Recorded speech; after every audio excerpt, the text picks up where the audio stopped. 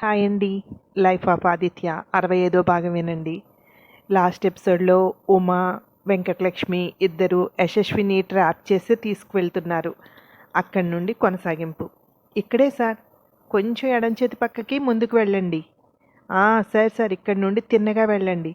ఎదురుగా కనిపిస్తోంది కదా, ఆ బిల్డింగ్ అనుకుంటా అంది వెంకటలక్ష్మి. ఇదెవరిది అన్నాడు అనుమానంగా యశస్వి. ఏమో సార్, మాకేం తెలుసు, ఫోన్లో చెప్తుంటే విన్నాను, దాన్ని బట్టి అదే అనుకుంటున్నాను అంది. సార్, ఇక్కడ ఆపేయండి కారు, ఈ మూలకి పార్క్ చేయండి, ఎవ్వరికీ కనిపించకుండా ఉంటుంది, మనం ఇక్కడి నుండి నడిచి వెళ్దాం అంది ఉమ. అదిగో సార్, నేను చెప్పానా, అక్కడ జయ మేడం కారు కూడా ఉంది చూడండి అంది వెంకటలక్ష్మి. పక్కగా పార్క్ చేసి ముగ్గురు దిగి నడుచుకుంటూ వెళ్ళారు. సార్, అలా ఎదురుగా ఎందుకు, ఇటు రండి, ఈ పక్కనేదో దారి కనిపిస్తోంది, ఇటు వెళ్దాం అంటూ ఆ బిల్డింగ్లోకి తీసుకువెళ్ళారు యశస్విని. కారు అయితే ఉంది కానీ అక్కడే జయ మేడం కనిపించట్లేదు అంది గుసగుసగా ఉమా. ఇక్కడ ఎవరూ కనిపించట్లేదు అన్నాడు యశస్వి.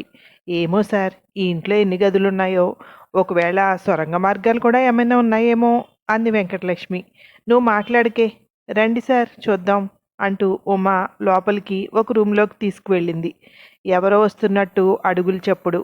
ముగ్గురు గుమ్మం పక్కగా తప్పుకున్నారు. అడుగులు చప్పుడు దూరమయ్యాక వెళ్ళిపోయారనుకుంటా, మనమెందుకు పక్కకు తక్కువడం, డైరెక్ట్గా చూడొచ్చు కదా అన్నాడు. ఏమో, మేడం ఒక్కరే ఉన్నారో ఇంకా ఎవరైనా ఉన్నారో మనకేం తెలుసు, మేడం ఒక్కరు అంటే ఎదిరించడం మనకి ఈజీనే, కూడా ఎంతమంది ఉన్నారో తెలియదు కదా అంది వెంకటలక్ష్మి. సార్, మీరు ఒక పని చేయండి, ఇలా కూర్చోండి, నేను వెళ్ళి ఎంతమంది ఉన్నారో చూసి వస్తాను అంది ఉమా. మీరు కూర్చోండి సార్ అంటూ వెంకటలక్ష్మి కుర్చీలో కూర్చోబెట్టింది యశస్విని. వెంటనే చేతులు రెండు వెనక్కి విరిచి పట్టుకుంది ఉమా. వచ్చి చేతులకు తాడు కడుతుంటే గట్టిగా అరుస్తున్నాడు. అక్కడే ఉన్న క్లాత్ తీసి నోట్లో దోపేసింది. గట్టిగా అరుస్తున్నాడు, సౌండ్ మాత్రం బయటికి రావట్లేదు.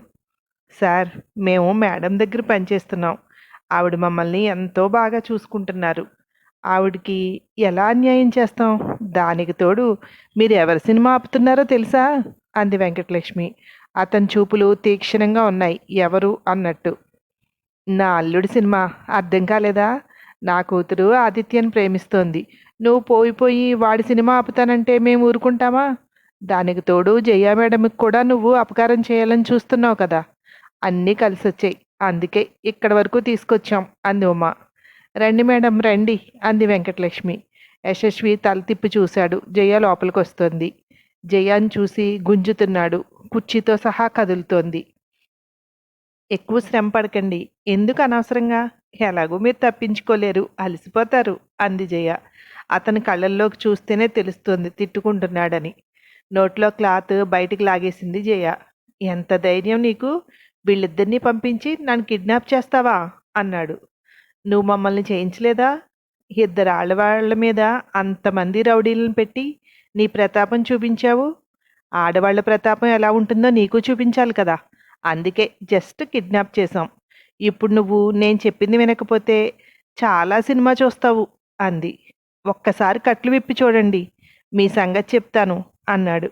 ఎంత ఆశ, విప్పాలనే మాకు ఉంది, కాకపోతే ఇప్పుడు అంతవరకు తీసుకురావాలి అనుకోవట్లేదు, అందుకనే టైంకి భోజనం పెడతాను, తినేసి హాయిగా గదిలో రెస్ట్ తీసుకోండి అంది జయ. హెల్ప్ హెల్ప్ అంటూ గట్టిగా అరుస్తున్నాడు. వెంకటలక్ష్మి కాళ్ళకి ఓ గొలుసు కట్టింది.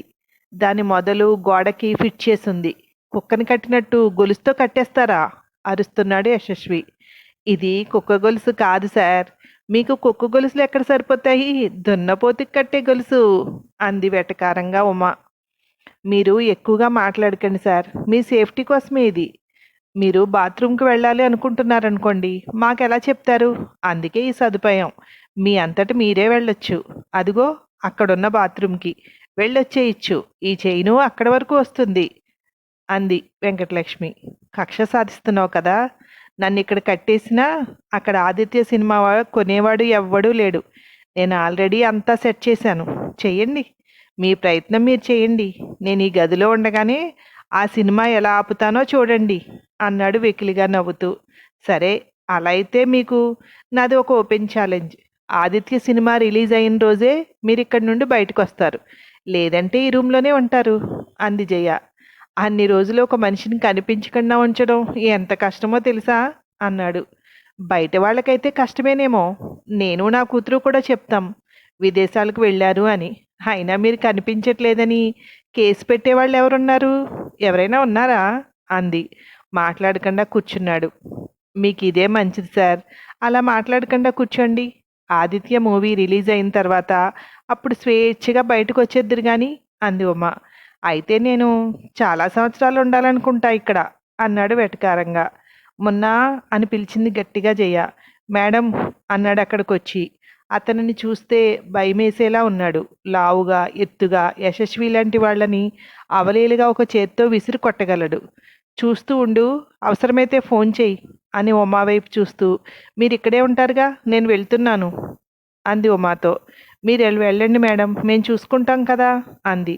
జరిగేదంతా కూర్చుని చూస్తున్నాడు యశస్వి. అరిచి ప్రయోజనం లేదని అర్థమైంది. ఆదిత్య ఇంటి దగ్గర. స్కూల్ నుండి వస్తూ వస్తూ ఆద్య, హాసిని ఇద్దరూ ఆదిత్య ఇంటికి వచ్చారు. లోపలికి వస్తున్న ఇద్దరిని చూస్తూ, ఏంటి మీ ఇద్దరు ఇలాగా అన్నాడు ఆదిత్య. మూవీ కంప్లీట్ చేసుకొచ్చావని తెలిసింది, ఒకసారి చూసి వెళ్దామని అంది హాసిని. అంతేకాదులే, మూవీ కంప్లీట్ అయ్యాక పెళ్లి చేసుకుందాం అన్నావేమో కదా, నువ్వెప్పుడు ఆ మాట చెప్తావా అని చూస్తోంది ఇది అంది ఆద్య. ఏయ్, మూవీ కంప్లీట్ అయిన వెంటనే నేను పెళ్ళి అని చెప్పానా? నువ్వు దీనికి అలా చెప్పావా అన్నాడు హాసినిని చూస్తూ. ఆదిత్య, దీనికి ఎవరైనా చెప్పాలా? ఇదే ఊహించేసుకుంటుంది అంది ఆద్య తలపై చిన్నగా కొడుతూ. పెద్దావిడికి భయపడ్డం మానేశారా మీరిద్దరూ? ఆవిడెదురుగానే ఇంట్లోకి వచ్చారు అన్నాడు. నీకు తెలీదా? ఎప్పటి నుండో మా ఇద్దరిని ఏమండం మానేసింది అంది ఆద్య. అందుకని మీ ఇష్టం వచ్చినట్టు ప్రవర్తిస్తున్నారా అన్నాడు ఇద్దరినీ చూస్తూ. అలా ఏం లేదు, ఇక్కడికి రావడం ఒకటే చేస్తున్నాం, మిగిలినవన్నీ ఆవిడ చెప్పినట్టే. ఇంకెంత, ఈ 2 నెలలే. నేను కాలేజీలో జాయిన్ అవుతున్నాను. వాసంతి మేడం మాట్లాడారు.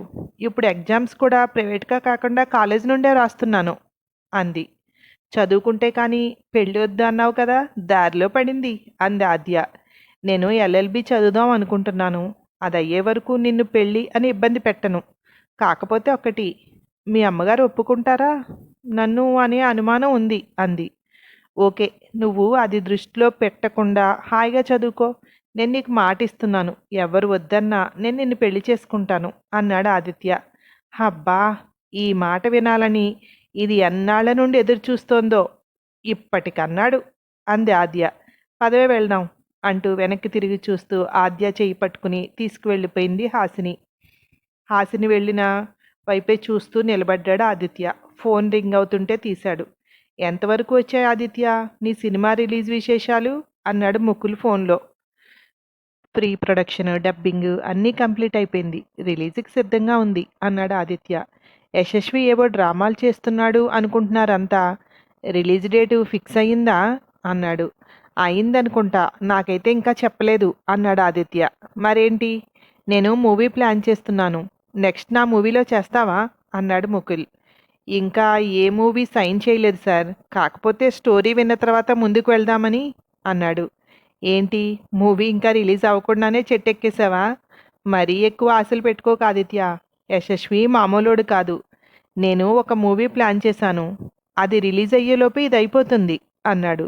ఎంత లేట్ అయినా పర్లేదు సార్, ఈ మూవీ రిలీజ్ అయ్యాకనే ఇంకో మూవీకి సైన్ చేస్తాను అన్నాడు ఆదిత్య.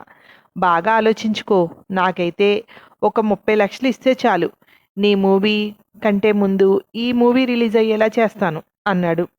ఎదురు డబ్బులు ఇచ్చి సినిమాలో చేయాలని అనుకోవట్లేదు సార్, నాకు వచ్చే అవకాశాలు నాకున్నాయి.